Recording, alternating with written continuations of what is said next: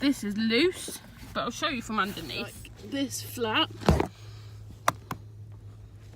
here is completely gone away from where it's supposed to be. There's the sponge, and it's all the way across, and you can see how that's not been stitched on properly at all. It's not been connected.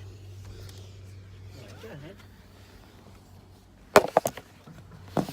And you can see, I'm trying to hit my finger, see how that's all floppy? I'm trying to do so the seat don't move. Yeah, you see, that's not on properly. And then the passenger seat is there.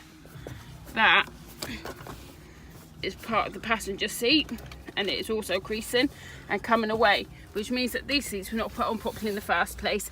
And my seat goes all the way to the back. So get it right forward and we'll see.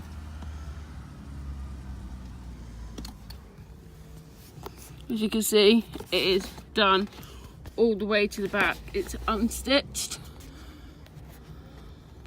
Yeah, I can see that. Yeah, I can see that.